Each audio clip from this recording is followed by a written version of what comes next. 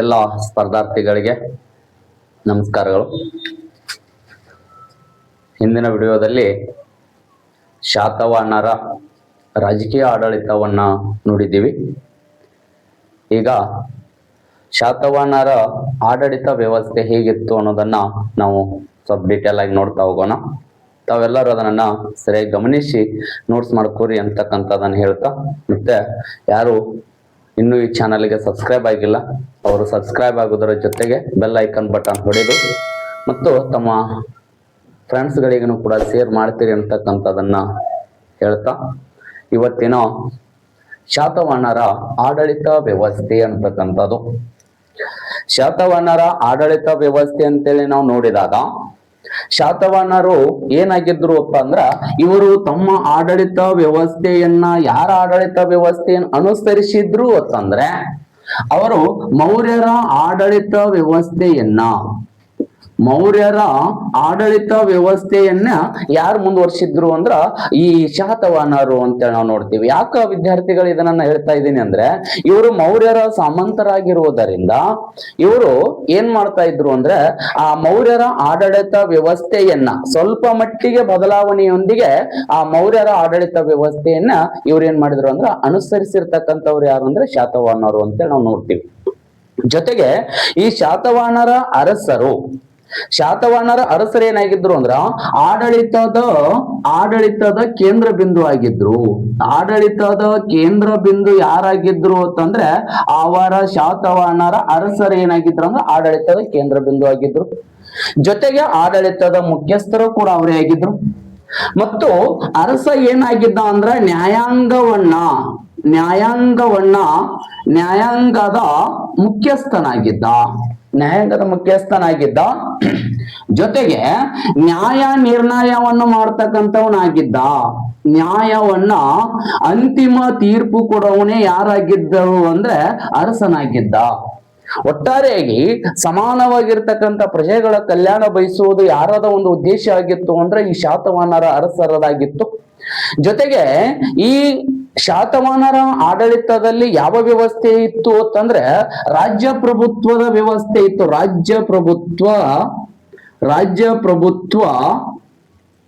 ರಾಜ್ಯಪ್ರಭುತ್ವದ ವಂಶ ಪರಂಪರೆಯಾಗಿತ್ತು. ಹೇಗೆ ವಂಶ ಪರಂಪರೆ ಆಗಿತ್ತು ಅಂತಂದ್ರೆ ವಂಶ ಪರಂಪರೆಯಾಗಿತ್ತು ಅಂದ್ರೆ ರಾಜನ ಮಗನೇ ಏನಾಗಿತ್ತು ಅಂತಂದ್ರೆ ಆಡಳಿತದ ಉತ್ತರಾಧಿಕಾರಿಯಾಗಿ ಬರುವಂತ ವ್ಯವಸ್ಥೆಗೆ ನಾವೇಂತೀವಿ ವಂಶ ಪರಂಪರೆಯಾಗಿತ್ತು. ಈ ಶಾತವಾಹನರಲ್ಲಿ ರಾಜ್ಯ ಪ್ರಭುತ್ವ ಏನಾಗಿತ್ರಿ ಅಂದ್ರೆ ವಂಶ ಪರಂಪರೆಯಾಗಿತ್ತು. ಅಂದ್ರೆ ರಾಜನ ಮಗನೇ ಅಥವಾ ಹಿರಿಯ ಮಗನೇ ಏನಾಗ್ಬೇಕಾಗಿತ್ತು ಅಂದ್ರ ಈ ಆಡಳಿತಕ್ಕೆ ಬರುವಂತ ವ್ಯವಸ್ಥೆಯನ್ನ ಈ ಶಾತವಾಹನರ ಕಾಲದಲ್ಲಿ ನಾವು ನೋಡ್ತಾ ಹೋಗ್ತೀವಿ. ಮತ್ತು ಇನ್ನೊಂದು ಏನಾಗಿತ್ತು ಅಂತಂದ್ರೆ ಈ ಶಾತವಾಹನರ ಆಡಳಿತದಲ್ಲಿ ಒಂದು ಪ್ರಮುಖವಾಗಿರ್ತಕ್ಕಂಥ ಅಧಿಕಾರಿ ವರ್ಗ ಇತ್ತು. ಅದು ಯಾವುದು ಅಂದ್ರೆ ಅಮಾತ್ಯರು ಅಂತಕ್ಕಂಥದ್ದು. ಈ ಅಮಾತ್ಯರು ಏನ್ ಮಾಡಿದ್ರು ಅಂದ್ರ ರಾಜನ ಸಲಹೆಯ ಮೇರೆಗೆ ಕೆಲವೊಂದು ಪ್ರಾಂತಗಳಲ್ಲಿ ಆಡಳಿತವನ್ನು ಮಾಡ್ತಕ್ಕಂಥವ್ರು ಯಾರಾಗಿದ್ರು ಅಂದ್ರೆ ಈ ಅಮಾತ್ಯರು ಅಂತಕ್ಕಂಥವ್ರು. ಈ ಅಮಾತ್ಯರು ಏನಾಗಿದ್ರು ಅಂದ್ರೆ ರಾಜನನ್ನ ಬಿಟ್ರೆ ಅಧಿಕಾರ ನಿಭಾಯಿಸುವಂತ ಒಂದು ಪ್ರಮುಖವಾದಂತ ಅಧಿಕಾರಿ ವರ್ಗ ಆಗಿತ್ತು.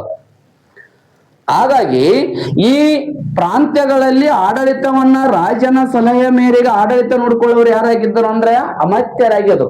ಆದ್ರೆ ಒಂದು ಗೊತ್ತಿರ್ಲಿ ನಿಮಗೆ, ಈ ಅಮಾತ್ಯರು ಎಲ್ಲಾ ಪ್ರಾಂತಗಳನ್ನ ಆಡಳಿತ ಮಾಡ್ತಿರ್ಲಿಲ್ಲ. ಯಾಕಂದ್ರೆ ಕೆಲವು ಪ್ರಾಂತಗಳಲ್ಲಿ ಮಾತ್ರ ಅಮಾತ್ಯರ ಆಡಳಿತ ಮಾಡ್ತಿದ್ರು. ಉಳಿದ ಪ್ರಾಂತಗಳಲ್ಲಿ ಯಾರು ಇರ್ತಿದ್ರು ಅಂದ್ರೆ ರಾಜನ ಸಂಬಂಧಿಕರು ಮತ್ತು ಅವರ ಮಕ್ಕಳು ಏನ್ ಮಾಡ್ತಿದ್ರು ಅಂದ್ರೆ ಆ ಪ್ರಾಂತಾಧಿಕಾರಿಯಾಗಿ ಆಡಳಿತವನ್ನ ಮಾಡ್ತಾ ಇದ್ರು. ಸ್ಪರ್ಧಾ ಮಿತ್ರರಿಗೆ ಗೊತ್ತಿರ್ಲಿ ನಿಮಗೆ, ಈ ಅಮಾತ್ಯರಲ್ಲಿ ಅತ್ಯಂತ ಪ್ರಮುಖವಾಗಿರ್ತಕ್ಕಂಥ ಇಬ್ರು ಅಮಾತ್ಯರನ್ನು ನೋಡ್ತೀವಿ ನಾವು. ಒಬ್ಬ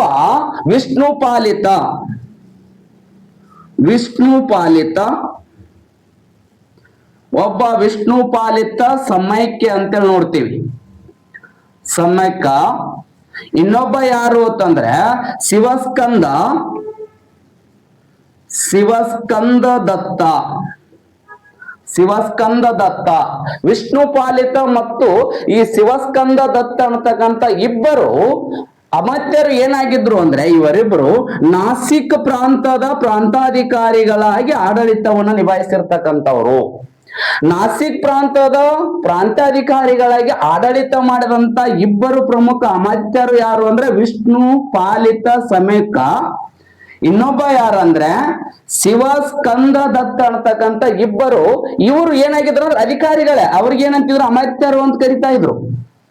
ಆದ್ರೆ ಇಲ್ಲಿ ಉತ್ತರಾಧಿಕಾರಿಗಳ ರಾಜನ ಮಕ್ಕಳು ಆಡಳಿತ ಮಾಡ್ಬೇಕಾಗಿತ್ತು. ನಾನು ಅವಾಗ್ಲೇ ಹೇಳಿದ್ದೀನಿ, ಕೆಲವು ಪ್ರಾಂತಗಳಲ್ಲಿ ಅಮಾತ್ಯರು ಕೂಡ ರಾಜ್ಯಪಾಲರ ಕೆಲಸ ಮಾಡಿದ್ದಾರೆ, ಆಡಳಿತವನ್ನು ನೋಡ್ಕೊಂಡಿದ್ದಾರೆ.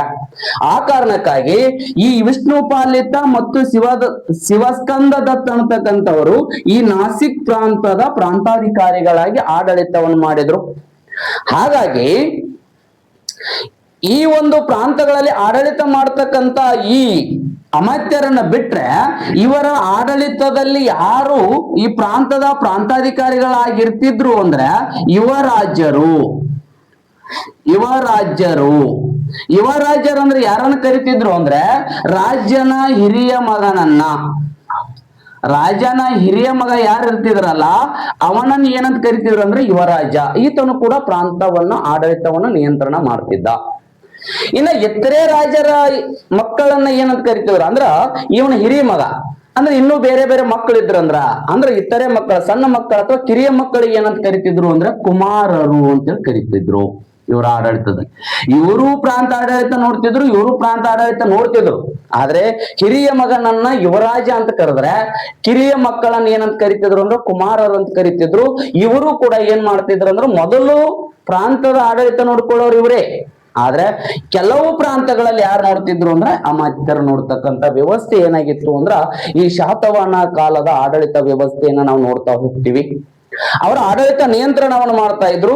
ಆದ್ರೆ ಇವ್ರು ಗೊತ್ತಿರ್ಲಿ ನಿಮಗೆ, ಇವರ ಆಡಳಿತದ ಅನುಕೂಲಕ್ಕೋಸ್ಕರ ಏನ್ ಮಾಡ್ತಾ ಇದ್ರು, ರಾಜ್ಯವನ್ನ ಪ್ರಾಂತಗಳಾಗಿ ವಿಂಗಡಣೆಯನ್ನು ಮಾಡಿದ್ರು. ಮಾಡಿದ್ರು. ಆ ಪ್ರಾಂತಗಳನ್ನ ಏನಂತ ಕರಿತಾ ಇದ್ರು ಅಂದ್ರ ಅಹರ್ ಅಂತೇಳಿ ಕರಿತಾ ಇದ್ರು. ಈ ಅಹರ್ ಅಂತಕ್ಕಂತ ಪ್ರಾಂತಗಳಿಗೆ ಏನಂತ ಕರಿತಾ ಇದ್ರು, ಆಹಾರ ಅಂತ ಕರಿತಿದ್ರು. ಈ ಆಹಾರಗಳನ್ನ ಏನ್ ಮಾಡ್ತಿದ್ರು ಅಂದ್ರ ಆ ಸಣ್ಣ ಸಣ್ಣ ನಿಗಮಗಳಾಗಿ ವಿಂಗಡಣೆಯನ್ನ ಮಾಡ್ತಾ ಇದ್ರು. ನಿಗಮ ಅಂದ್ರೆ ಸಣ್ಣ ಸಣ್ಣ ಭಾಗಗಳನ್ನಾಗಿ ಮಾಡ್ತಾ ಇದ್ರು. ಆ ನಿಗಮಗಳಲ್ಲಿ ಏನಂದ್ರ ನಿಗಮ ಸಭೆಗಳು ಏನ್ ಮಾಡ್ತಾ ಇದ್ರಿ ಅಂದ್ರ ಅಲ್ಲಿ ಆ ನಿಗಮದ ಆಡಳಿತವನ್ನು ನೋಡ್ಕೊಳ್ತಾ ಇದ್ರು.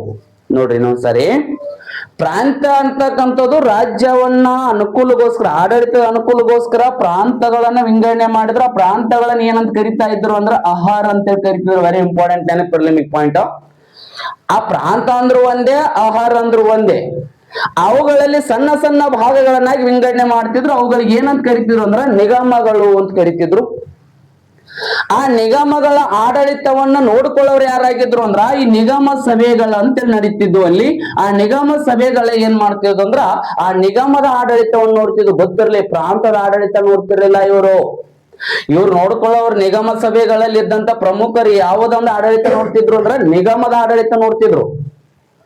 ಆದ್ರೆ ನಿಗಮಗಳು ಹೆಂಗ್ ಡಿವೈಡ್ ಆಗ್ಯಾವ ಅಂದ್ರ ಪ್ರಾಂತಗಳಲ್ಲಿ ಸಣ್ಣ ಸಣ್ಣ ಡಿವೈಡ್ಗಳಾಗಿದಾವ. ಪ್ರಾಂತಗಳನ್ನ ಭಾಗಗಳನ್ನಾಗಿ ಮಾಡಿದ್ದಾರೆ. ಮತ್ತು ಇನ್ನೊಂದು, ಇವರ ಸಾಮ್ರಾಜ್ಯದ ಅತ್ಯಂತ ಸಣ್ಣ ಆಡಳಿತದ ಘಟಕ ಯಾವುದಾಗಿತ್ತು ಅಂದ್ರ ಗ್ರಾಮ ಏನಾಗಿತ್ತು ಅಂದ್ರೆ ಇವ್ರ ಯಾರ ಆಡಳಿತ, ಶಾತವಾಹನರ ಆಡಳಿತದ ಅತ್ಯಂತ ಚಿಕ್ಕ ಘಟಕ ಯಾವುದಾಗಿತ್ತು ಅಂದ್ರೆ ಗ್ರಾಮ. ಈ ಗ್ರಾಮದ ಆಡಳಿತವನ್ನ ನೋಡಿಕೊಳ್ಳೋರು ಯಾರಾಗಿದ್ರು ಅಂದ್ರೆ ಗ್ರಾಮಿಣಿ ಅಂತಕ್ಕಂಥ ವ್ಯಕ್ತಿ ಏನಂದ್ರೆ ಈ ಗ್ರಾಮದ ಆಡಳಿತವನ್ನ ನೋಡ್ಕೊಳ್ತಕ್ಕಂಥ ವ್ಯವಸ್ಥೆಯನ್ನ ಮಾಡಿದ್ದ. ಗ್ರಾಮಿಣಿ ಅಥವಾ ಗ್ರಾಮಿಕ ಅಂತ ಕರೀತಾರೆ, ಗೊತ್ತಿರಲಿ. ಗ್ರಾಮಿಣಿ ಅಥವಾ ಗ್ರಾಮಿಕ ಅಂತೇಳಿ ಏನ್ ಮಾಡ್ತಿದ್ರು ಅಂದ್ರೆ ಈ ಆಡಳಿತ ವ್ಯವಸ್ಥೆಯನ್ನ ನೋಡ್ಕೊಳ್ತಕ್ಕಂಥ. ಎಲ್ಲಿ ಆಡಳಿತ ಗೊತ್ತಿರಲಿ ವಿದ್ಯಾರ್ಥಿಗಳೇ, ಅದು ಗ್ರಾಮಗಳಲ್ಲಿ. ಇವರ ಒಂದು ಕ್ವಶನ್ ನಿಮ್ಗೆ ನೆನಪಿರಲಿ, ಶಾತವಾಹನರ ಆಡಳಿತದ ಅತ್ಯಂತ ಚಿಕ್ಕ ಘಟಕ ಯಾವುದು ಅಂದ್ರೆ ಗ್ರಾಮ. ಆ ಗ್ರಾಮದ ಆಡಳಿತ ನೋಡೋಣ ಯಾರು, ಗ್ರಾಮಿಣಿ ಅಥವಾ ಗ್ರಾಮಿಕ. ಹೀಗೆ ಆಡಳಿತವನ್ನು ಯಾರು ಮಾಡ್ತಾ ಇದ್ರು ಅಂದ್ರೆ ಈ ಶಾತವಾಹನರು ಮಾಡ್ತಾ ಇದ್ರು. ಈ ಶಾತವಾಹನರ ಆಡಳಿತವನ್ನು ಮಾಡತಕ್ಕಂತ ವೇಳೆಯಲ್ಲಿ ಈ ರಾಜನಿಗೆ ಸಲಹೆ ಸೂಚನೆಯನ್ನು ಕೊಡಬೇಕಾದ್ರೆ ನೋಡಿ ಗೊತ್ತಿರಲಿ ನಿಮಗೆ, ಇವ ದೇಶದ ಪ್ರಧಾನ ಮಂತ್ರಿಗಳಿಗೂ ಒಂದು ಮಂತ್ರಿಮಂಡಲ ವ್ಯವಸ್ಥೆ ಇದೆ, ರಾಜ್ಯದ ಮುಖ್ಯಮಂತ್ರಿಗಳಿಗೂ ಕೂಡ ಒಂದು ಮಂತ್ರಿಮಂಡಲ ವ್ಯವಸ್ಥೆ ಇದೆ.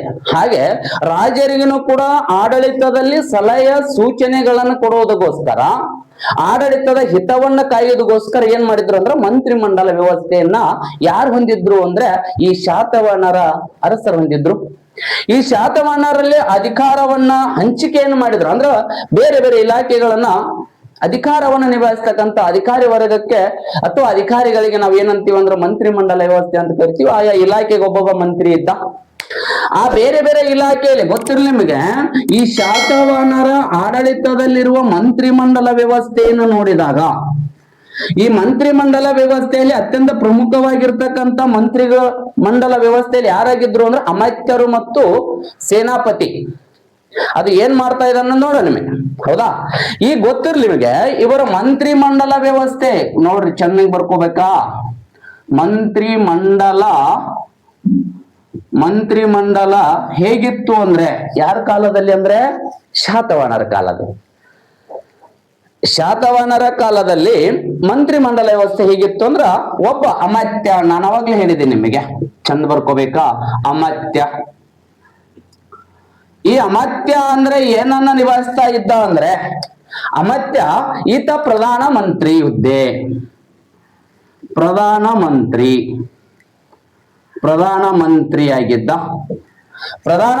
ಆಗಿದ್ದ ಜೊತೆಗೆ ಈತ ಏನಾಗಿದ್ದ ಅಂದ್ರೆ ಪ್ರಾಂತಾಧಿಕಾರಿ ಕೂಡ ಆಗಿರ್ತಿದ್ರು. ಪ್ರಾಂತಾಧಿಕಾರಿ ಚೆನ್ನಾಗಿ ಬರ್ಕೋರಿ. ಆಮೇಲೆ ಇನ್ನೊಬ್ಬ ಬರ್ತಾನೆ, ಯಾರು? ಮಹಾಸೇನಾಪತಿ.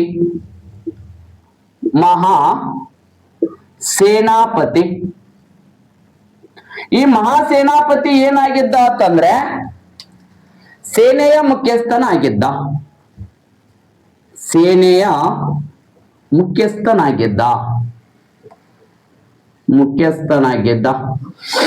ಸೇನೆಯ ಮುಖ್ಯಸ್ಥನಾಗಿದ್ದ.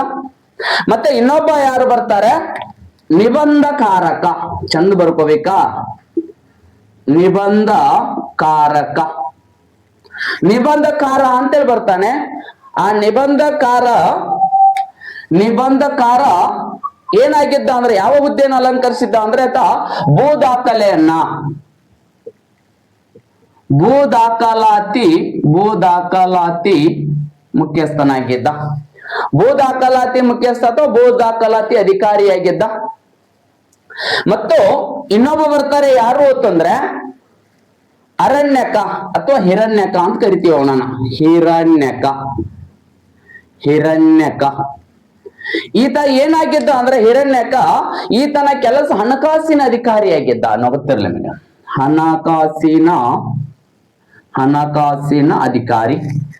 ಹಣಕಾಸಿನ ಅಧಿಕಾರಿ ಯಾರಾಗಿದ್ರು ಅಂದ್ರೆ ಹಿರಣ್ಯಕ. ಇನ್ನ ಭಂಡಾರಿಕ ಅಂತ ಬರ್ತಾನೆ. ಭಂಡಾರಿಕ ಅಂತ ಬರ್ತಾರೆ. ಈ ಭಂಡಾರಿಕನ ಕೆಲಸ ಏನಾಗಿತ್ತು ಅಂದ್ರೆ ವಿದ್ಯಾರ್ಥಿಗಳಿಗೆ ಗೊತ್ತಿರಲಿ ನಿಮಗೆ, ಈತನ ಉಗ್ರಾಣಾಧಿಕಾರಿ ಆಗಿದ್ದ. ದೊಡ್ಡ ಉಗ್ರಾಣಗಳಿದ್ದವ್ರಿ, ಅದರ ಅಧಿಕಾರವನ್ನು ಯಾರು ನಿಭಾಯಿಸ್ತಿದ್ರು ಅಂದ್ರೆ ಈ ಭಂಡಾರಿಕ ಉಗ್ರಾಣಾಧಿಕಾರಿಯಾಗಿದ್ದ. ಇನ್ನೊಬ್ಬ ಬರ್ತಾನೆ, ಯಾರು ಅಂದ್ರೆ ಈ ಪಟ್ಟಿಕ ಪಾಲಕ ಅಂತೇಳಿ. ಇದು ಗೊತ್ತಿರಲಿ ನಿಮಗೆ, ಹೊಸದು ನಿಮಗೆ. ಪಟ್ಟಿಕ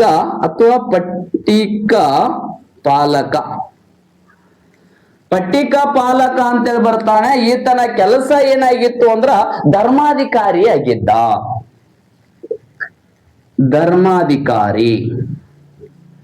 ಧರ್ಮಾಧಿಕಾರಿ ಯಾರಾಗಿದ್ರು ಅಂದ್ರೆ ಈ ಪಟ್ಟಿಕ ಪಾಲಕ. ಇನ್ನೊಬ್ಬ ಬರ್ತಾನೆ. ಇನ್ನೊಬ್ಬ ಯಾರು ಅಂದ್ರೆ ಸ್ಪರ್ಧಾ ಮಿತ್ರರು ಗೊತ್ತಿರಲಿ ನಿಮಗೆ, ಹೊಸ ಇರ್ತಾವೆ ಅಧಿಕಾರಿಗಳು ನೆನಪಿರಲಿ. ನಿಬಾಡಕ, ಇಲ್ಲಿ ಬರಿತಾ ಇದ್ದೀನಿ ನೋಡ್ರಿ, ನೋಡ್ಕೊಂಡ್ ಬರೀ. ಅದರ ಈ ನಿಬಾಡಕ ಅಂತಕ್ಕಂತ ಒಬ್ಬ ಅಧಿಕಾರಿ ಇದ್ದ. ಆತನ ಕೆಲಸ ಏನಂದ್ರ ನೋಂದಣಿ ಅಧಿಕಾರಿ. ಇವನನ್ನ ಏನಂತ ಕರಿತಾ ಇದ್ರು ಅಂದ್ರೆ ನೋಂದಣಿ ಅಧಿಕಾರಿ ಅಂತ ಕರಿತಾ ಇದ್ರು. ಹೀಗೆ ಮತ್ತು ಇನ್ನೊಂದು ಗೊತ್ತಿರಲಿ ನಿಮಗೆ, ರಾಜ್ಯ ಮಾತೆ ಅಂತ ಒಂದು ಅಧಿಕಾರವರೆಗೆ ಇತ್ತು. ರಾಜ್ಯ ಮಾತೆ ಅಂತೇಳಿ ಇವರು ಏನಾಗಿದ್ರು ಅಂದ್ರೆ ರಾಜನ ಮಂತ್ರಿಗಳಾಗಿದ್ರು. ಇವರು ರಾಜನ ಮಂತ್ರಿಗಳು ಯಾರಾಗಿದ್ರು ಅಂದ್ರ ಈ ರಾಜ್ಯ ಮಾತ್ಯರಾಗಿದ್ರು. ಅದಕ್ಕಾಗಿನೇ ಈ ರಾಜ್ಯ ಮಾತ್ಯರನ್ನ ಏನ್ ಮಾಡ್ತಾ ಇದ್ದ ಅಂದ್ರ ಅರಸ ತನಗೇನಾದ್ರೂ ಆಡಳಿತದಲ್ಲಿ ಸಲಹೆ ಸೂಚನೆಗಳು ಬೇಕಾಗಿದ್ರ ಏನಾದ್ರೂ ಬೇಕಾಗಿದ್ರ ಈ ರಾಜ್ಯ ಮಾತ್ಯರನ್ನ ಏನ್ ಮಾಡ್ತಾ ಇದ್ದ ಅಂದ್ರ ಸಭೆ ಕರಿತಾ ಇದ್ದಲ್ಲ, ಆ ಸಭೆಗೆ ಏನಂತ ಹೆಸರು ಇಡ್ತಿದ್ದ? ರಾಜ್ಯ ಮಾತ್ಯರ ಸಭೆ, ಅಥವಾ ಇಲ್ಲಿ ಇಂಪಾರ್ಟೆಂಟ್, ಎದಕ್ ಕರಿತಿದ್ದವ? ತನಗೆ ಬೇಕಾದಂತ ಆಡಳಿತದ ಸಲಹೆ ಸೂಚನೆಗಳನ್ನು ಪಡೆಯುವುದಕ್ಕಾಗಿ. ಅದ ಕರೆಯುವಂತ ಸಭೆಗೆ ಏನಂತ ಕರೀತಾರ? ರಾಜ್ಯ ಮಾತ್ಯರ ಸಭೆ ಅಂತ ಕರಿತಾ ಇದ್ದ. ಅದಕ್ಕೆ ಇನ್ನೊಂದ್ ಏನಂತ ಕರಿತಾ ಇದ್ದ ಅಂದ್ರೆ ಈ ಮಂತ್ರಲೋಚನಾ ಸಭೆ. ವೆರಿ ಇಂಪಾರ್ಟೆಂಟ್, ನೆನಪಿರ್ಲಿ, ಇಲ್ಲಿ ಬರಿತೀವಿ ನಾವು, ಮಂತ್ರ ಲೋಚನಾ ಸಭೆ ಅಂತೇಳಿ ಕರಿತಾ ಇದ್ದ. ಅಲ್ಲಿ ಯಾರು ಇರ್ತಿದ್ದ ಅಂದ್ರೆ ಕೇವಲ ರಾಜನ ಮಂತ್ರಿಗಳು ಇರ್ತಿದ್ರು, ಅದು ರಾಜ್ಯ ಮಾತ್ಯಾರ ಅಂತ ಕರಿತಿದ್ರು. ಅನೇಕ ಮಂತ್ರಿಗಳು ಇರ್ತಿದ್ರು, ಅವರೆಲ್ಲಾನು ಕರೆದು ಸಲಹೆ ಸೂಚನೆಗಳನ್ನು ಪಡಿಕೊಳ್ತಾ ಇದ್ದ. ಹಾಗಾಗಿ ಅದಕ್ಕೆ ಇನ್ನೊಂದು ಹೆಸರು ಏನ್ ಕರೀತಾರೆ? ಮಂತ್ರಲೋಚನಾ ಸಭೆ ಅಂತ ಕರೀತಾರೆ. ಮಂತ್ರಲೋಚನಾ ಸಭೆ ಎಲ್ಲಿ ನಡೀತಿತ್ತು ಅಂದ್ರೆ ಶಾತವಾಹನರ ಆಡಳಿತದ ಅವಧಿಯಲ್ಲಿ ಈ ಮಂತ್ರಲೋಚನಾ ಸಭೆಯನ್ನು ಏರ್ಪಡಿಸ್ತಿದ್ರು. ಅದ್ರಲ್ಲಿ ಯಾರು ಭಾಗಿಯಾಗಿದ್ರು ಅಂದ್ರೆ ರಾಜನ ಮಂತ್ರಿಗಳು, ಅದು ರಾಜ್ಯ ಮಾತ್ಯರು ಅಂತ ಕರಿತೀವಿ.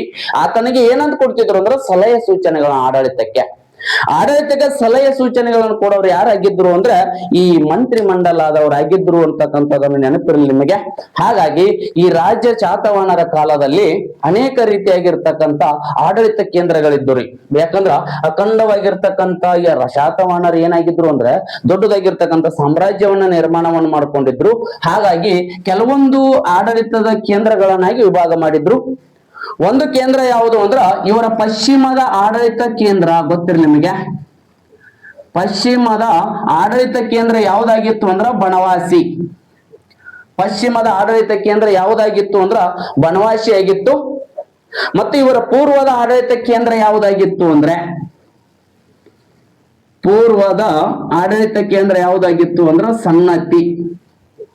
ಸನ್ನತಿ.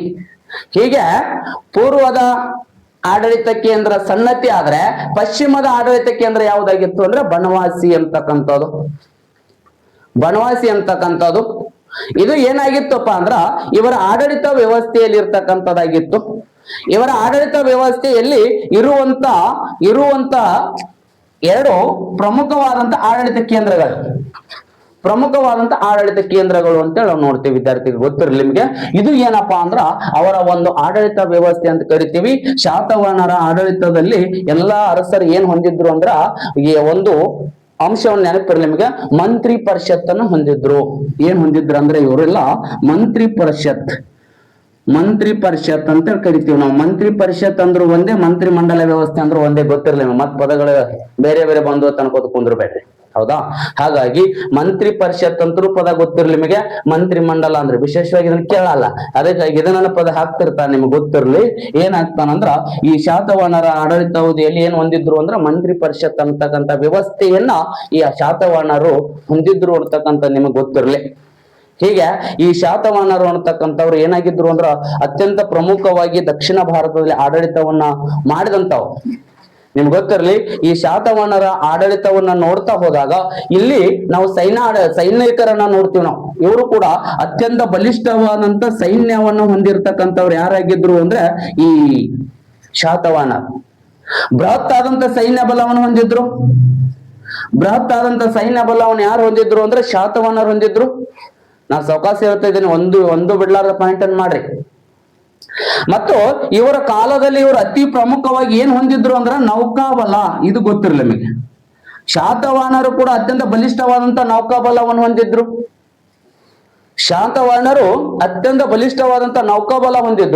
ಮತ್ತು ಇವ್ರು ಏನಾಗಿದ್ರು ಅಂದ್ರ, ನಾನು ಅವಾಗಲೇ ಹೇಳಿನಿ, ಇವರ ಆಡಳಿತದ ಅತ್ಯಂತ ಚಿಕ್ಕ ಘಟಕ ಯಾವ್ದಂತ ಹೇಳಿದಿನ ಗ್ರಾಮ. ಆ ಗ್ರಾಮಗಳಲ್ಲಿ ಒಬ್ಬ ಸೈನಿಕನ ಆಡಳಿತ ನಡೀತಿತ್ತು. ಆ ಸೈನಿಕ ಅಂದ್ರ ಗ್ರಾಮ ಪ್ರದೇಶದಲ್ಲಿ ಒಬ್ಬ ಸೈನ್ಯಾಧಿಕಾರಿ ಇರ್ತಿದ್ದ. ಆತ ಯಾರು ಅಂದ್ರ ವೆರಿ ಇಂಪಾರ್ಟೆಂಟ್, ಗೊತ್ತಿರಲಿ ನಿಮಗೆ. ಗ್ರಾಮಗಳಲ್ಲಿ ಒಬ್ಬ ಸೈನ್ಯಾಧಿಕಾರಿ ಇರ್ತಿದ್ದ. ಆತ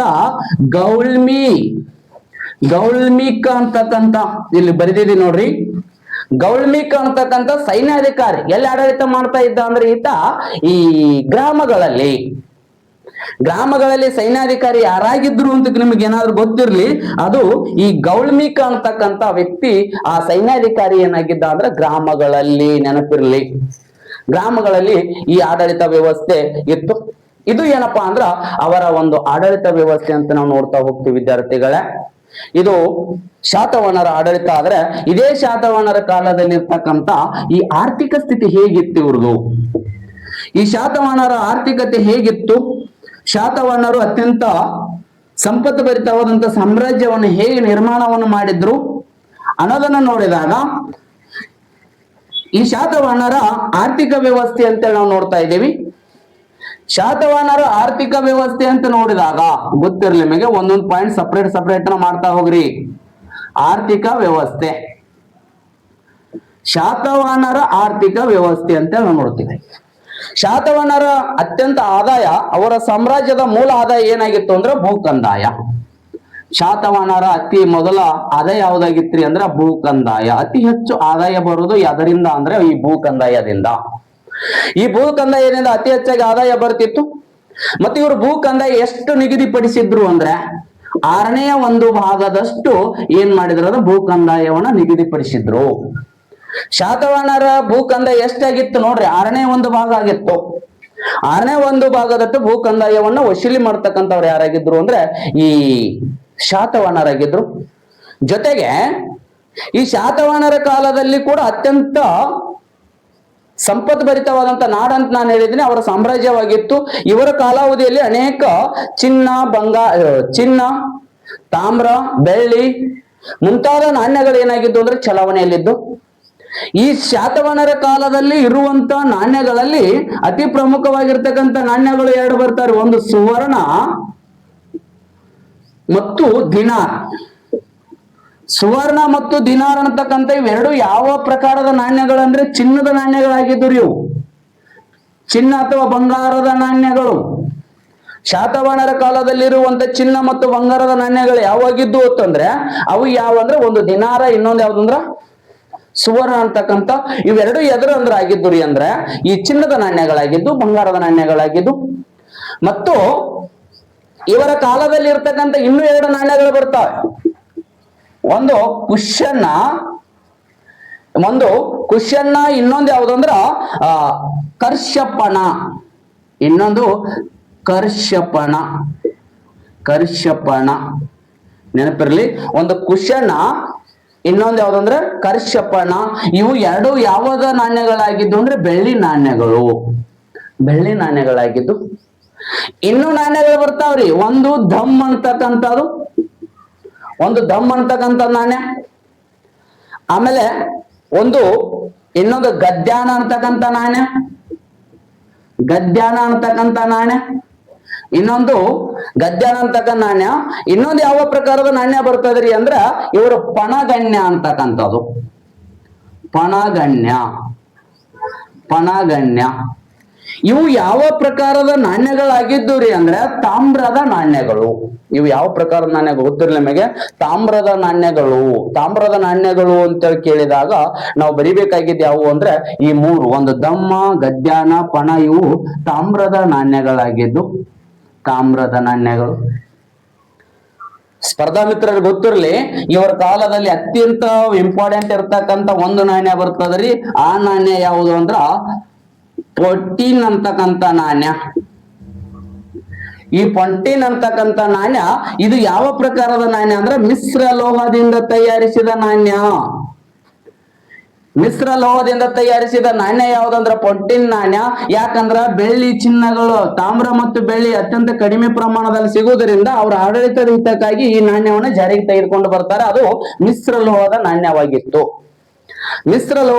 ಆಗಿತ್ತು. ಇದನ್ನ ಜಾರಿಗೊಳಿಸಿರ್ತಕ್ಕಂಥವ್ರು ಯಾರು ಅಂತಂದ್ರೆ ಅದು ಈ ಶಾತವಾಹನರು. ಈ ಪೊಟ್ಟಿನ್ ಅಂತಕ್ಕಂಥ ನಾಣ್ಯವನ್ನ ಜಾರಿಗೆ ತೆಗೆದುಕೊಂಡು ಬರ್ತಾರೆ. ಗೊತ್ತಿರಲಿ ನಿಮಗೆ. ಹಾಗಾದ್ರೆ ಈ ನಾಣ್ಯಗಳು ಹೇಳಿದ್ದೀನಿ ನಾನು. ಈ ನಾಣ್ಯಗಳಲ್ಲಿ ಈ ದಿನಾರ್ ಅಂತಕ್ಕಂಥ ನಾಣ್ಯ ಇಲ್ಲಿ ಬರಿತಾ ಇದ್ದೀನಿ ನೋಡ್ರಿ. ದಿನಾರ್ ಅಂತಕ್ಕಂಥ ನಾಣ್ಯ ಯಾವ ದೇಶದ ನಾಣ್ಯ ಅಂದ್ರೆ ಗ್ರೀಕ್ ದೇಶದ ನಾಣ್ಯವಾಗಿತ್ತು. ಗ್ರೀಕ್ ದೇಶದ ನಾಣ್ಯ ಯಾವುದು ಅಂದ್ರೆ ದಿನಾರ್. ಗ್ರೀಕ್ ದೇಶದ ನಾಣ್ಯ ಯಾವುದಾಗಿತ್ರಿ ಅಂದ್ರ ಈ ದಿನಾರ್ ಅಂತಕ್ಕಂಥ ನಾಣ್ಯ. ಜೊತೆ ಗ್ರೀಕ್ ದೇಶದ ನಾಣ್ಯ ದಿನಾರ್ ಆದ್ರೆ ಅದೇ ರೋಮ ದೇಶದ ಅನೇಕ ನಾಣ್ಯಗಳು ಕೂಡ ಭಾರತದಲ್ಲಿ ಚಲಾವಣೆಯಲ್ಲಿದ್ದು. ನಿಮ್ಗೆ ಗೊತ್ತಿರ್ಲಿ, ಈ ಶಾತವಾಹನರು ಗ್ರೀಕರು, ರೋಮನರು, ಆಫ್ರಿಕಾ, ಗ್ರೀಕ, ರೋಮ, ಆಫ್ರಿಕಾ ಈ ಮೂರು ರಾಷ್ಟ್ರಗಳೊಂದಿಗೆ ವ್ಯಾಪಾರವನ್ನು ಹೊಂದಿರತಕ್ಕಂಥವ್ರು. ಇಲ್ಲಿ ಬರಿತಾ ಇದೀನಿ ನೋಡ್ರಿ, ಗ್ರೀಕ, ರೋಮ, ಆಫ್ರಿಕಾ. ಈ ಮೂರು ದೇಶಗಳ ಜೊತೆಗೆ ವ್ಯಾಪಾರವನ್ನು ಹೊಂದಿರತಕ್ಕಂಥವ್ರು ಯಾರಾಗಿದ್ರು ಅಂತಂದ್ರೆ ಈ ಶಾತವಾಹನರು ಈ ರೋಮನರೊಂದಿಗೆ ಅತ್ಯಂತವಾಗಿ ವ್ಯಾಪಾರ ಸಂಪರ್ಕ ಹೊಂದಿದ್ದರಿಂದ ಭಾರತಕ್ಕೆ ಅತಿ ಹೆಚ್ಚಾಗಿ ಏನ್ ಹರಿದು ಬರ್ತಿತ್ರಿ ಅಂದ್ರ ಚಿನ್ನ ಹರಿದು ಬಂದಿತ್ತು ಅಂತ ಹೇಳ್ತಾರೆ. ಭಾರತಕ್ಕೆ ಅತಿ ಹೆಚ್ಚು ಚಿನ್ನ ಹರಿದು ಬಂದಿದ್ದು ಯಾವ ದೇಶದಿಂದ ಅಂದ್ರ ರೋಮ. ಸರ್ ಇದನ್ನ ಹೆಂಗ್ ಹೇಳ್ತೀರಪ್ಪ, ನಿಮ್ಗೆ ಹೆಂಗ್ ಗೊತ್ತಿದ್ರ ಬಗ್ಗೆ? ನಾನು ಹೇಳ್ತಾ ಇರೋದು ಈ ರೋಮದ ಬಗ್ಗೆ ಇರ್ತಕ್ಕಂಥ ರೋಮರ ಬಗ್ಗೆ ಹೇಗೆ ನಾವು ವ್ಯಾಪಾರ ಹೊಂದಿದ್ದೀವಿ ಅಂತ ತಿಳ್ಬೇಕಾದ್ರೆ ಇವತ್ತು ಕರ್ನಾಟಕದ ಬೆಂಗಳೂರಿನ ಯಲಹಂಕ ಈ ಯಲಹಂಕದಲ್ಲಿ ಏನಂದ್ರೆ ಈ ರೋಮನರ ನಾಣ್ಯಗಳು ದೊರೆತಾವ್ರಿ. ಯಲಹಂಕದಲ್ಲಿ ರೋಮನರ ನಾಣ್ಯಗಳು ದೊರೆತಾವೆ. ಮತ್ತು ತಮಿಳುನಾಡಿನ ಅರಿಕ್ಕಮೇಡು, ಗೊತ್ತಿರಲಿ ನಿಮಗೆ ಪದ, ಅರಿಕ್ಕಮೇಡುವಿನಲ್ಲಿ ಕೂಡ ಚಿನ್ನದ ನಾಣ್ಯ. ಯಾರ ಚಿನ್ನದ ನಾಣ್ಯ? ರೋಮ ಸಾಮ್ರಾಜ್ಯದ ಚಿನ್ನದ ನಾಣ್ಯ. ಇನ್ನು ನಾಗಾರ್ಜುನದಲ್ಲಿ, ಆಂಧ್ರ ಪ್ರದೇಶದ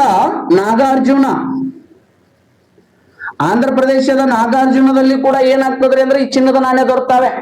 ಹಾಗಾಗಿ ಇವೆಲ್ಲ ಆಧಾರವಾಗಿ ಇಟ್ಕೊಂಡು ಇತಿಹಾಸಕಾರ ಏನ್ ಹೇಳ್ತಾರೋ ಅಂದ್ರೆ ಭಾರತಕ್ಕೆ ರೋಮನರೊಂದಿಗೆ ಶಾತವಾಹನರು ಸಂಪರ್ಕವನ್ನು ಹೊಂದಿದ್ರು. ಎದ್ರ ಸಂಪರ್ಕ ಅಂದ್ರೆ ವ್ಯಾಪಾರ ಸಂಪರ್ಕ. ನಿಮ್ಗೆ ಗೊತ್ತಿರಲ್ಲ, ನಾನು ಹೇಳಿದೆ ನಿಮಗೆ, ಕರ್ನಾಟಕದ ಬೆಂಗಳೂರಿನ ಯಲಹಂಕ ಅಷ್ಟೇ ಹೇಳಿದೀನಿ. ಉತ್ತರ ಕರ್ನಾಟಕದಲ್ಲಿ ಕೂಡ ಇವರ ನಾಣ್ಯಗಳು ದೊರೆತಾವ್ರಿ. ಉತ್ತರ ಕನ್ನಡ ರೋಮನರ ನಾಣ್ಯಗಳು ಎಲ್ಲೇ ದೊರೆತಾವ್ ನೋಡ್ರಿ.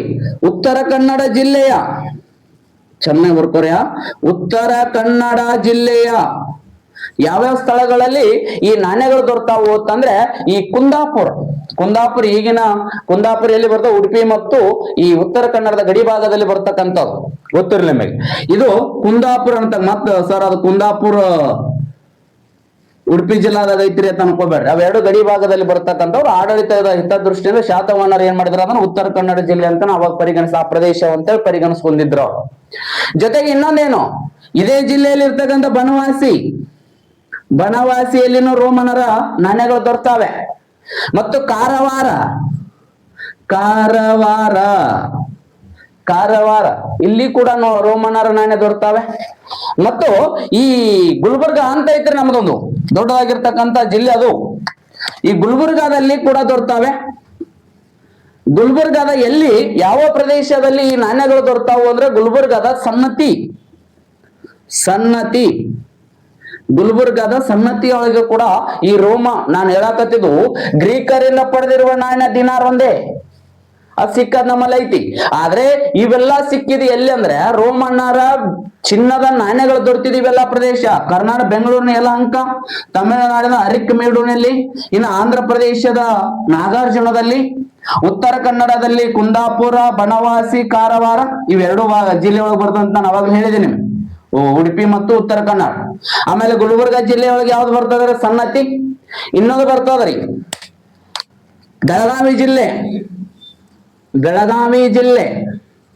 ಬೆಳಗಾವಿ ಜಿಲ್ಲೆಯಲ್ಲಿ ಯಾವ ಸ್ಥಳದೊಳಗೆ ಈ ರೋಮನರ ನಾಣ್ಯಗಳು ದೊರೆತಾವು ಅಂದ್ರ ಮಾಧವಪುರ. ಈ ಮಾಧವಪುರದಲ್ಲಿ ಈ ನಾಣ್ಯಗಳು ದೊರೆತಾವೆ. ಹಾಗಾಗಿ ಈ ಶಾತವಾಹನರ ಆಡಳಿತದಲ್ಲಿ ಏನಾಗಿತ್ತು ಅಂದ್ರ ಅತ್ಯಂತ ಚಿನ್ನ, ಬೆಳ್ಳಿ ಮತ್ತು ತಾಮ್ರಗಳ ನಾಣ್ಯಗಳು ಚಲಾವಣೆಗೆ ಬಂದಿದ್ದು ಅಂತಕ್ಕಂಥದನ್ನ ನಾವು ನೋಡ್ತಾ ಹೋಗ್ತೀವಿ. ಹಾಗೇನೆ ಈ ಪ್ರದೇಶಗಳಲ್ಲಿ, ಬೇರೆ ಬೇರೆ ಪ್ರದೇಶಗಳಲ್ಲಿ ನಾವು ಏನ್ ಮಾಡಿದ್ದೀವಿ ಅಂದ್ರ ಅವರ ನಾಣ್ಯ ಹೊಂದಿದ್ದೀವಿ ಒಂದು ಕಾರಣಕ್ಕಾಗಿ, ಗ್ರೀಕ್, ರೋಮ, ಆಫ್ರಿಕಾದೊಂದಿಗೆ ಅವರ ವ್ಯಾಪಾರ ಸಂಪರ್ಕವನ್ನು ಹೊಂದಿದ್ದಕ್ಕಾಗಿ, ಮತ್ತು ಜೊತೆಗೆ ನಾನು ಅವಾಗಲೇ ಹೇಳಿದ್ದೀನಿ ರೋಮನರೊಂದಿಗೆ ಇವರ ವ್ಯಾಪಾರ ಸಂಪರ್ಕ ಇರುವುದರಿಂದ ಭಾರತಕ್ಕೆ ಅಂದ್ರೆ ಈ ಶಾತವಾಹನರ ಸಾಮ್ರಾಜ್ಯಕ್ಕೆ ಅತಿ ಹೆಚ್ಚು ಬಂಗಾರ ಹರಿದು ಬಂದಿದ್ದು ನಡೀತಿತ್ತು ಅಂತ ಹೇಳ್ತೀವಿ. ಇದೇ ಶಾತವಾಹನರ ಆಡಳಿತ ಅವಧಿಯಲ್ಲಿ ಈ ರಾಯಚೂರು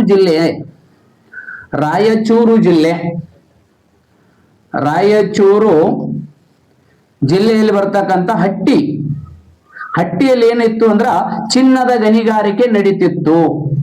ಚಿನ್ನದ ಗಣಿಗಾರಿಕೆ ನಡೆದಿದ್ದು ಎಲ್ಲಿ ಅಂದ್ರ ಈ ಶಾತವಾಹನರ ಆಡಳಿತ ಅವಧಿಯಲ್ಲಿ ರಾಯಚೂರು ಜಿಲ್ಲೆಯಲ್ಲಿ ಇರ್ತಕ್ಕಂಥ ಹಟ್ಟಿ ಅನ್ನತಕ್ಕಂಥ ಒಂದು ಚಿನ್ನದ ಗಣಿಗಾರಿಕೆ ನಡೀತಿತ್ತು ಅಂತಕ್ಕಂಥದನ್ನ ನಾವು ನೋಡ್ತೀವಿ. ಹೀಗೆ ಈ ಚಿನ್ನದ ಗಣಿಗಾರಿಕೆಯನ್ನು ಮಾಡ್ತಕ್ಕಂಥ ಈ ಶಾತವಾಹನರು ಅನೇಕ ವ್ಯಾಪಾರವನ್ನು ಮಾಡ್ತಾ ಇದ್ರು ಅಂತ ಹೇಳಿದೀನಿ. ಇವರ ವ್ಯಾಪಾರದ ಪಟ್ಟಣಗಳು ಅಂತ ಬರ್ತಾವೆ. ವ್ಯಾಪಾರ ಪಟ್ಟಣ ಅಂದ್ರು ಒಂದೇ, ಕೇಂದ್ರಗಳು ಅಂದ್ರು ಒಂದೇ. ವ್ಯಾಪಾರದ ಪಟ್ಟಣಗಳು ಅಂತ ಬರ್ತವೆ. ತುಂಬಾ ಪಟ್ಟಣಗಳು ಅತ್ಯಂತ ಎಕ್ಸಾಮ್ ದೃಷ್ಟಿಯಿಂದ ಅದರೊಳಗೆ ಪ್ರಮುಖವಾಗಿರ್ತಕ್ಕಂಥ ಪಟ್ಟಣಗಳು ಬರ್ತಾವೆ. ಆ ಪಟ್ಟಣಗಳು ಯಾವ್ಯಾವ ಬರ್ತಾವು ಅಂತಂದ್ರೆ ವ್ಯಾಪಾರದ ಪಟ್ಟಣಗಳು ಅಂತೇಳಿ ನಾವು ನೋಡ್ತೀವಿ. ಈ ಶಾತವಾಹನರ ಕಾಲದಲ್ಲಿರುವಂತ ವ್ಯಾಪಾರದ ಪಟ್ಟಣಗಳು, ಆ ಪಟ್ಟಣಗಳು ಯಾವ ಬರ್ತಾವ ನೋಡ್ರಿ, ಚೆನ್ನಾಗಿ ಬರ್ಕೊಡ್ರಿ. ಪಟ್ಟಣಗಳು ಯಾವ್ಯಾವ ಬರ್ತಾವು ಅಂದ್ರೆ ಒಂದು ಬನವಾಸಿ, ನೆನಪಿರ್ಲಿ ಬನವಾಸಿ, ಇನ್ನ ಬ್ರಹ್ಮಗಿರಿ,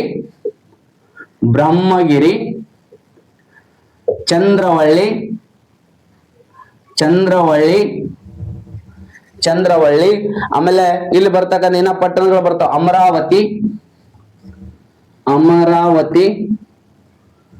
ಅಮರಾವತಿ ಅಂತಕ್ಕಂಥ ಒಂದು ಸ್ಥಳ ಬರ್ತದ.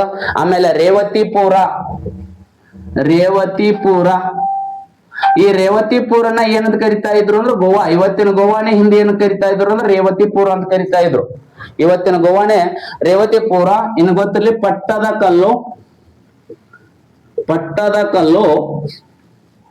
ಪಟ್ಟದಕಲ್ಲು ಇವರ ಒಂದು ವ್ಯಾಪಾರದ ಕೇಂದ್ರವಾಗಿತ್ತು.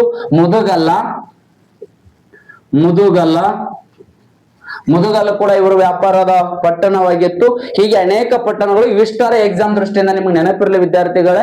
ಹಾಗೆ ಇವರ ಕಾಲಾವಧಿಯಲ್ಲಿ ಇವರು ನಗರದ ವ್ಯಾಪಾರದ ಪಟ್ಟಣಗಳಾದರೆ ಇಲ್ಲಿ ಕೆಲವೊಂದು ಬಂದರುಗಳು ಕೂಡ ಇದ್ದು ಇವರ ಆಡಳಿತದಲ್ಲಿ. ಬಂದರುಗಳು ಯಾವಾಗಿದ್ದು ಅಂದ್ರೆ ಈ ಶಾತವಾಹನರ ಕಾಲದಲ್ಲಿ ಆಡಳಿತದಲ್ಲಿರುವಂತ ಬಂದರುಗಳು ಯಾವಾಗಿದ್ದು, ಆ ಬಂದರುಗಳು ಯಾವಾಗಿದ್ದು ಅಂದ್ರೆ ಒಂದು ಗೊತ್ತಿರಲಿ ನಿಮಗೆ, ಒಂದು ಕಲ್ಯಾಣ ಅಂತಕ್ಕಂಥದ್ದು ನೋಡಿ ಇಲ್ಲಿ ಬರಿತಾ ಇದ್ದೀನಿ. ಕಲ್ಯಾಣ, ಬ್ರೋಚ್, ಟಾಣಾ, ಇವು ಯಾರ ಕಾಲದಲ್ಲಿ ಶಾತವಾಹನರ ಕಾಲದಲ್ಲಿ ಇರ್ತಕ್ಕಂಥ ಬಂದರುಗಳು. ಇನ್ನೊಂದು ಯಾವ್ದ್ರಿ ಅಂದ್ರೆ ಸೋಪಾರ ಅಂತಕ್ಕಂಥದ್ದು ಒಂದು ಬಂದರೆ. ಇನ್ನೊಂದು ಚಂಪಾವತಿ, ವೆರಿ ಇಂಪಾರ್ಟೆಂಟ್, ನೆನಪಿರಲಿ ನಿಮಗೆ. ಚಂಪಾವತಿ ಅಂತಕ್ಕಂಥದ್ದು ಏನಂದ್ರೆ ಇವರ ಆಡಳಿತದಲ್ಲಿರುವಂತ ಒಂದು ಈ ಬಂದರಾಗಿತ್ತು. ಇನ್ನೊಂದು ಬವವಂಡಿ ಅಂತೇಳಿ ಬರ್ತದ. ಬವವಂಡಿ ಅಂತಕ್ಕಂಥದ್ದು ಕೂಡ ಇವರ ಕಾಲಾವಧಿಯಲ್ಲಿ, ಇವೆರಡರ ನೆನಪಿಡ್ರಿ, ನಿಮ್ಗೆ ನೆನಪಿರ್ಲಿ, ಗೊತ್ತಿರ್ಲಿ. ಇವು ಯಾರ ಕಾಲಾವಧಿಯಲ್ಲಿ ಬಂದರುಗಳಾಗಿದ್ದು ಅಂದ್ರ ಈ ಶಾತವಾಹನರ ಆಡಳಿತ ಅವಧಿಯಲ್ಲಿ ಇರ್ತಕ್ಕಂಥ ಬಂದರುಗಳಾಗಿರ್ತಕ್ಕಂಥವು ಯಾವುವು ಅಂದ್ರೆ ಈ ಬಂದರುಗಳಂದ್ರೆ ಇವೆಲ್ಲ ಯಾವ, ಕಲ್ಯಾಣ, ಬ್ರೋಂಚ್, ಟಾಣಾ, ಸೋಪಾರ, ಚಂಪಾವತಿ, ಬವಂಡಿ ಅಂತಕ್ಕಂಥವು ಏನಾಗಿದ್ದು ಅಂದ್ರ ಆಡಳಿತ ವ್ಯವಸ್ಥೆಯನ್ನು ಹೊಂದಿದ್ದು. ಗೊತ್ತಿರ್ಲಿ ವಿದ್ಯಾರ್ಥಿ ಮಿತ್ರರೇ, ಇವರ ಒಂದು ಅತ್ಯಂತ ಪ್ರಮುಖವಾಗಿರ್ತಕ್ಕಂಥ ಉದ್ಯೋಗ ಯಾವುದಾಗಿತ್ತು ಅಂದ್ರ ಕೃಷಿ. ಶಾತವಾಹನರ ಆಡಳಿತ ಅವಧಿಯಲ್ಲಿ ಅತಿ ಹೆಚ್ಚಾಗಿ ಪ್ರಮುಖವಾದ ಉದ್ಯೋಗ ಯಾವುದು ಅಂದ್ರೆ ಕೃಷಿಯಾಗಿತ್ತು. ಈ ಕೃಷಿಗೆ ನೆನಪಿರ್ಲಿ, ಈ ಕೃಷಿಗೆ ನೀರು ಎಲ್ಲಿಂದ ಬರ್ತಿತ್ರಿ ಅಂದ್ರ ಕೃಷ್ಣ ಮತ್ತು ಗೋದಾವರಿ ನದಿಯಿಂದ. ಗೋದಾವರಿ ನದಿಗಳು ಶಾತವಾಹನರ ಕಾಲದಲ್ಲಿರುವ ಕೃಷಿ ವ್ಯವಸ್ಥೆಗೆ ನೀರನ್ನು ಒದಗಿಸಿರ್ತಕ್ಕಂಥವು. ಮತ್ತು ಜೊತೆಗೆ ಇವರ ಕಾಲಾವಧಿಯಲ್ಲಿ ಅತಿ ಹೆಚ್ಚು ಗೃಹ ಕೈಗಾರಿಕೆಗಳಿದ್ದವು.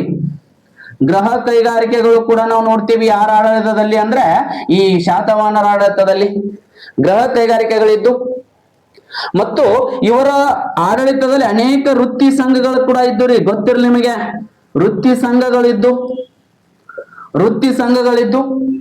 ಆ ವೃತ್ತಿ ಸಂಘಗಳನ್ನ ಏನಂತ ಕರಿತಾ ಇದ್ರು ಅಂದ್ರೆ ಶ್ರೇಣಿ ಅಂತೇಳಿ ಕರಿತಿದ್ರು. ವೃತ್ತಿ ಸಂಘಗಳನ್ನ ಶ್ರೇಣಿ ಅಂತ ಕರಿತಿದ್ರು. ಆ ಶ್ರೇಣಿಯ ಮುಖ್ಯಸ್ಥನನ್ನೇ ಏನಂತ ಕರಿತಿದ್ರು ಅಂದ್ರ ಶೆಟ್ಟಿ ಅಂತೇಳಿ ಕರಿತಿದ್ರು.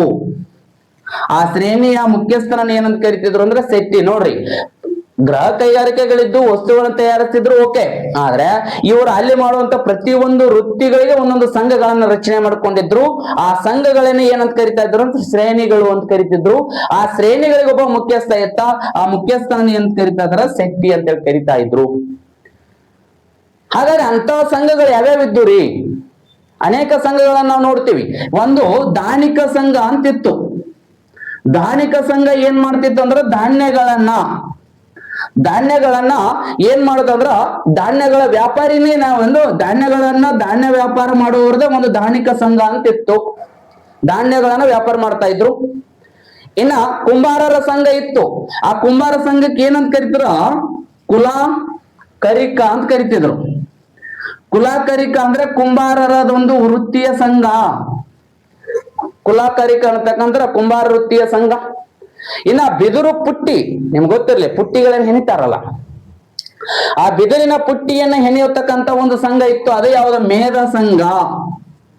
ಮೇಧ ಅಂತಕ್ಕಂಥದ್ದು ಬಿದಿರಿನ ಪುಟ್ಟಿಯನ್ನ ಹೆಣೆಯುವಂತ ಒಂದು ವೃತ್ತಿ ಇತ್ತು. ಅದು ಒಂದು ಸಂಘವನ್ನು ಮಾಡ್ಕೊಂಡಿದ್ರು. ಈಗ ಗಂಧಿಗ ಅಂತಕ್ಕಂಥದ್ದೊಂದಿತ್ತು. ಗಂಧಿಗ ಅಂದ್ರೆ ಅರ್ಥ ಏನ್ ಗೊತ್ತಿರ್ಲಿ ನಿಮಗೆ, ಅದೊಂದು ಸಂಘ. ಗಂಧಿಗ ಅಂತ ಔಷಧಿ ವ್ಯಾಪಾರ ಮಾಡ್ತಕ್ಕಂಥ ಒಂದು ಸಂಘ. ಔಷಧಿ ವ್ಯಾಪಾರ, ಈ ಔಷಧಿ ವ್ಯಾಪಾರ ಮಾಡ್ತಕ್ಕಂಥ ಒಂದು ಸಂಘ ಇತ್ರಿ. ಹೀಗೆ ಅವರವರ ವೃತ್ತಿಗೆ ಅನುಗುಣವಾಗಿ ಕುಂಬಾರರು ಬರ್ತಾರೆ, ಕಂಬಾರರು ಬರ್ತಾರೆ, ನೇಕಾರರು ಬರ್ತಾರೆ. ಅವರ ವೃತ್ತಿಗೆ ಅನುಗುಣವಾಗಿ ಅವ್ರು ಏನ್ ಮಾಡಿದ್ರು ಅಂದ್ರೆ ಸಂಘಗಳನ್ನ ಅಳವಡಿಸ್ಕೊಂಡಿದ್ರು. ಆ ಸಂಘಗಳಿಗೆ ಏನಂತ ಕರಿತಾ ಇದ್ರು ಅಂದ್ರೆ ಈ ಶ್ರೇಣಿ ಅಂತ ಕರಿತಾ ಇದ್ರು. ಅದರ ಮುಖ್ಯಸ್ಥ ಏನಾಗಿರ್ತಿದ್ದ ಅಂದ್ರೆ ಈ ಶೆಟ್ಟಿ ಅಂತಕ್ಕಂಥದ್ದು. ಇವರೆಲ್ಲ ನಾನು ಅವಾಗಲೇ ಹೇಳಿದ್ದೇನೆ, ಗೃಹ ಕೈಗಾರಿಕೆಗಳಿದ್ದು ಅವ್ರು ಮಾಡಿರ್ತಕ್ಕಂಥ ವಸ್ತುಗಳಾಗಿರ್ಬೋದು. ಅಂದ್ರೆ ಭಾರತದಲ್ಲಿ ಸಿಗತಕ್ಕಂತ ಅನೇಕ ವಸ್ತುಗಳು ನಾನು ಹೇಳಿದ್ದೇನೆ ನಿಮಗೆ. ಯಾವ್ಯಾವ ಭಾರತದಲ್ಲಿ ಸಿಗ್ತಕ್ಕಂಥ ವಸ್ತುಗಳು ಅಂದ್ರೆ ಇಲ್ಲಿ ಬರಿತಾ ಇದೆ ನೋಡ್ರಿ. ಮಸ್ಲಿನ್ ಬಟ್ಟೆಯನ್ನು ತಯಾರು ಮಾಡ್ತಿದ್ರು. ಮಸ್ಲಿನ್ ಬಟ್ಟೆ, ಉಣ್ಣೆ ಬಟ್ಟೆ, ಮಸ್ಲಿನ್ ಬಟ್ಟೆಗಳನ್ನ ತಯಾರು ಮಾಡ್ತಿದ್ರು, ಉಣ್ಣೆ ಬಟ್ಟೆಗಳನ್ನ ತಯಾರು ಮಾಡ್ತಿದ್ರು. ಮತ್ತೆ ಇಲ್ಲಿರುವಂತ ಸಾಂಬಾರ್ ಪದಾರ್ಥ ಒಂದು ಗೊತ್ತಿರಲಿ. ಒಂದು ವಿಶೇಷವಾಗಿರ್ತಾಗ 2 ಕಲ್ಲಿನ ಪದರಗಳು ದೊರಿತಾವ ನಮ್ಮಲ್ಲಿ. ಈ ಶಾತವಾಹನರ ಕಾಲದಲ್ಲಿ ಇದ್ದು ಅಂತಾವ್. ಅವು 2 ಕಲ್ಲುಗಳು ಯಾವ? ಒಂದು ಕಾರ್ನಿಲಿಯನ್ ಅಂತಕ್ಕಂಥ ಕಲ್ಲು, ಕಾರ್ಲಿನಿಯನ್. ಇನ್ನೊಂದು ಯಾವ್ದ್ರಿ ಅಂದ್ರ ಪೆಚ್ಚೆ ಕಲ್ಲು. ಇವೆರಡು ಕಲ್ಲುಗಳು ಮತ್ತು ಇವೆಲ್ಲಾ ವಸ್ತುಗಳು ಏನಾಗ್ತಾರ ಬೇರೆ ಬೇರೆ ದೇಶಗಳಿಗೆ ರಫ್ತಾಗ್ತಿದ್ವು ಅಂತ.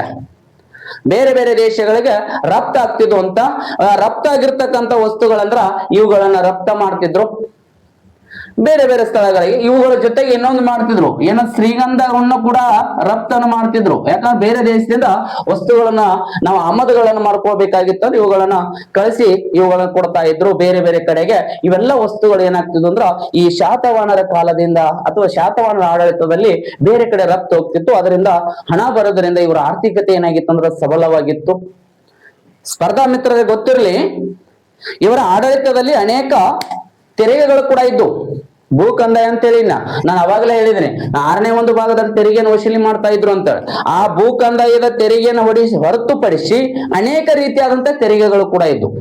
ಒಂದು ಸಾಮ್ರಾಜ್ಯ ನಿರ್ಮಾಣ ಆಗ್ಬೇಕಾದ್ರೆ ಹಣಕಾಸಿನ ಅಭಾವ ಕೂಡ ಇರಬಾರ್ದು. ಅದಕ್ಕೆ ತುಂಬಾ ಅದು ಹಣಕಾಸಿನಿಂದ ಸಬಲವಾಗಿತ್ತು ಅಂದ್ರೆ ಅದು ಏನಾಗಿತ್ತು ಅಂದ್ರೆ ಆಡಳಿತವನ್ನು ಸುವ್ಯವಸ್ಥಿತವಾಗಿ ಮಾಡಕ ಸಾಧ್ಯ ಆಗ್ತದ ಅನ್ನೋ ಕಾರಣಕ್ಕಾಗಿ ಇವ್ರು ಏನ್ ಮಾಡಿದ್ರು ಅಂದ್ರೆ ಅನೇಕ ರೀತಿಯಾಗಿರ್ತಕ್ಕಂಥ ತೆರಿಗೆಗಳನ್ನು ಕೂಡ ಯಾರು ಹಾಕಿದ್ರು ಅಂದ್ರೆ ಈ ಶಾತವಾಹನರ ಕಾಲದಲ್ಲಿರುವಂತ ಅನೇಕ ತೆರಿಗೆಗಳು ರೀ.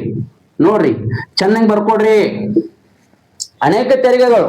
ಒಂದು ತೆರಿಗೆ ಯಾವ್ದಾಗಿತ್ತು ಅಂದ್ರ ಬಲಿ ಅಂತ ತೆರಿಗೆದು ಏನಂತ ಕರಿತಿದ್ರು ಅಂದ್ರೆ ಬಲಿ ತೆರಿಗೆ ವ್ಯವಸಾಯದ ತೆರಿಗೆ ಅಂತ ಕರಿತಿದ್ರು. ಇದಕ್ಕೆ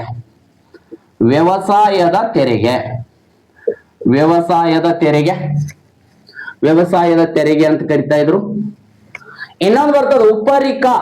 ನೋಡ್ರಿ ಪದ ಉಪರಿಕ. ಈ ಉಪರಿಕ ಅಂತಕ್ಕಂಥ ಪದ, ಈ ಉಪರಿಕ ಅಥವಾ ಉಪರಿಕರ್ ಅಂತನೂ ಕೂಡ ಕರೀತಾರೆ. ಈ ಉಪರಿಕದ ತೆರಿಗೆಯ ಉದ್ದೇಶ ಏನು ಅಂದ್ರೆ ಹೆಚ್ಚುವರಿ ತೆರಿಗೆ ಅಂತ ಕರಿತಿದ್ರು. ಅದಕ್ಕೆ ಹೆಚ್ಚುವರಿ ತೆರಿಗೆ ಅಂತ ಕರಿತಾ ಇದ್ರು. ಇದಕ್ಕೆ ವ್ಯವಸಾಯದ ತೆರಿಗೆ ಅಂದ್ರೆ ಇದಕ್ಕೆ ಹೆಚ್ಚುವರಿ ತೆರಿಗೆ ಅಂತ ಕರಿತಾ ಇದ್ರು. ವಿದ್ಯಾರ್ಥಿಗಳು ಗೊತ್ತಿರ್ಲಿ ನಿಮಗೆ. ಇನ್ನೊಂದು ಬರ್ತದ ಮೇಯಾ ಅಂತೇಳಿ ಒಂದು ತೆರಿಗೆ ಬರ್ತದ. ಮೇಯ. ಈ ಮೇಯ ಅಂತಕ್ಕಂಥ ಒಂದು ತೆರಿಗೆ ಬರ್ತದ. ಮೇಯ ಅಂತ ತೆರಿಗೆ ಏನಾದ್ರ ಉದ್ದೇಶ ಯಾಕಂದ್ರೆ ನಾನು ಹೇಳಿದ್ರು ಅಂದ್ರೆ, ಆ ಮೇಯ ಅಂತಕ್ಕಂಥ ತೆರಿಗೆ ದವಸ ಧಾನ್ಯಗಳ ಮೇಲಿನ ತೆರಿಗೆ, ದವಸ ಧಾನ್ಯಗಳ ಮೇಲಿನ ತೆರಿಗೆಯಾಗಿತ್ತು. ಅದಕ್ಕೆ ಏನಂತ ಕರೀತಾರ ಅಂದ್ರ ಮೇಯ ಅಂತಕ್ಕಂಥ ತೆರಿಗೆಯನ್ನು ಕರಿತಾ ಇದ್ರು. ಇನ್ನೊಂದು ಯಾವ ತೆರಿಗೆ ಅಂದ್ರೆ ಹಿರಣ್ಯ ದೇಯ, ಗೊತ್ತಲ್ಲ, ಹಿರಣ್ಯ ದೇಯ. ಈ ಹಿರಣ್ಯ ದೇಯ ಅಂತಕ್ಕಂಥ ತೆರಿಗೆ ಇತ್ತು. ಆ ತೆರಿಗೆ ಏನಾಗಿತ್ತು ಅಂದ್ರ ನಾಣ್ಯ ರೂಪದ ತೆರಿಗೆ ಆಗಿತ್ತು. ಅದಕ್ಕೆ ಅವ್ರ ಹೆಸರಿಟ್ಟಿದ್ರು ನಾಣ್ಯ ರೂಪದ ತೆರಿಗೆಯಾಗಿತ್ತು. ನಾಣ್ಯ ರೂಪ ಅಂದ್ರೆ ಅವ್ರು ಏನಾದ್ರೂ ತೆರಿಗೆ ಕಟ್ಟಬೇಕಾದ್ರೆ ನಾಣ್ಯಗಳ ರೂಪದಲ್ಲಿ ಕಟ್ಟಬೇಕಾಗಿತ್ತು. ಕೆಲವರು ಏನಾದ್ರು ಕಟ್ಟಬೇಕು. ಮೇಯ ಅಂತಕ್ಕಂಥ ದವಸ ಧಾನ್ಯಗಳ ಮೇಲಿನ ತೆರಿಗೆ, ಅತಿ ಹೆಚ್ಚು ದವಸ ಧಾನ್ಯಗಳನ್ನು ಕಟ್ಟುವಂತ ವ್ಯವಸ್ಥೆ ಆಗಿತ್ತು. ಇವು 4 ಯಾರ ಕಾಲದಲ್ಲಿರುವಂತ ತೆರಿಗೆ ಪದ್ಧತಿಗಳಂದ್ರೆ ಅದು ಈ ಶಾತವಾಹನರ ಆಡಳಿತದಲ್ಲಿ ಮತ್ತು ಆರ್ಥಿಕತೆಯಲ್ಲಿ ನಾವು ನೋಡ್ತಾ ಹೋಗ್ತೀವಿ. ಅವರ ಕಾಲಾವಧಿಯಲ್ಲಿ ಇರ್ತಕ್ಕಂಥ ಈ ತೆರಿಗೆಗಳ ವ್ಯವಸ್ಥೆ ಅಂತ ನಾವು ನೋಡ್ತೀವಿ. ವಿದ್ಯಾರ್ಥಿಗಳಿಗೆ ಗೊತ್ತಿರಲಿ, ನಿಮಗೆ ನಾನು ಇವತ್ತಿನ ಕ್ಲಾಸ್ನಲ್ಲಿ ನಿಮಗೆ ಹೇಳಿದ್ದೆ ಯಾವುವು ಅಂದ್ರೆ, ಒಂದು ಆಡಳಿತ ವ್ಯವಸ್ಥೆಯಲ್ಲಿ ಮತ್ತು ಈ ಆರ್ಥಿಕತೆ ಹೇಗಿದೆ ಅನ್ನೋದನ್ನ ನಾನು ನಿಮ್ಗೆ ಸಂಪೂರ್ಣವಾಗಿ ಹೇಳಿದ್ದೀನಿ. ಅದು ಅರ್ಥೈಸ್ಕೊಂಡಿದೆ ಅಂತೇಳಿ ಭಾವಿಸಿದ್ದೀನಿ. ಜೊತೆಗೆ ನಾನು ಹೇಳೋದನ್ನ ಸ್ಲೋ ಆಗಿ ಹೇಳ್ತಾ ಹೋಗಿದ್ದೀನಿ, ನೀವೆಲ್ಲ ನೋಟ್ಸ್ ಮಾಡ್ಕೊಂಡಿರಿ ಅನ್ನೋತಕ್ಕಂಥ ಒಂದು ನಂಬಿಕೆ ಅದ. ಆ ಕಾರಣಕ್ಕಾಗಿ ಮುಂದೆ ಇನ್ನ ಇವ್ರದ್ದು ಇರ್ಲಿಕ್ಕೆ ನಿಂತಿಲ್ಲ.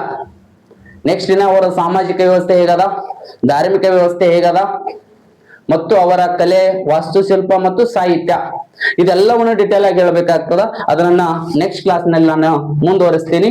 ಇಲ್ಲಿ ಇವೆರಡು ಭಾಗಗಳನ್ನ ನೀವು, ಒಂದು ಆಡಳಿತ ವ್ಯವಸ್ಥೆ, ಇನ್ನೊಂದು ಆರ್ಥಿಕ ವ್ಯವಸ್ಥೆಯನ್ನ ನೀವು ಅರ್ಥೈಸಿಕೊಂಡಿರಿ ಅಂತಕ್ಕಂಥದನ್ನ ಮತ್ತು ಈ ತಿಳಿದುಕೊಂಡಿದ್ದೀರಿ. ಮತ್ತು ಯಾರಿಗೆ ಈ ಕ್ಲಾಸ್ಗಳು ಇಷ್ಟ ಆಗ್ತಿದೆ, ನಾನು ಕಳಕಳಿಯಿಂದ ಕೇಳೋದಿಷ್ಟೇ, ಕ್ಲಾಸ್ ಯಾರಿಗೆ ಇಷ್ಟ ಆಗ್ತದಲ್ಲ ಅವರು ಕಮೆಂಟ್ ಮೂಲಕ ನಾನು ತಿಳಿಸಿದಿರಿ ಅಂದ್ರೆ ಮತ್ತಷ್ಟು ಕ್ಲಾಸ್ ಮಾಡೋದಕ್ಕೆ ನನಗೆ ಖುಷಿ ಅನಿಸ್ತದ. ಮತ್ತಷ್ಟು ನಾನು ವಿಷಯವನ್ನ ನಿಮ್ಗೆ ಡೆಪ್ತ್ ಆಗಿ ಕೊಡ್ತಾ ಹೋಗ್ತೀನಿ ಅಂತಕ್ಕಂಥದನ್ನ ನಿಮ್ಗೆ ಹೇಳ್ತಾ ಇವತ್ತಿನ ಈ ಕ್ಲಾಸ್ಗಳನ್ನ ಮುಗಿಸ್ತಾ ಇದ್ದೀನಿ. ನಮಸ್ಕಾರ.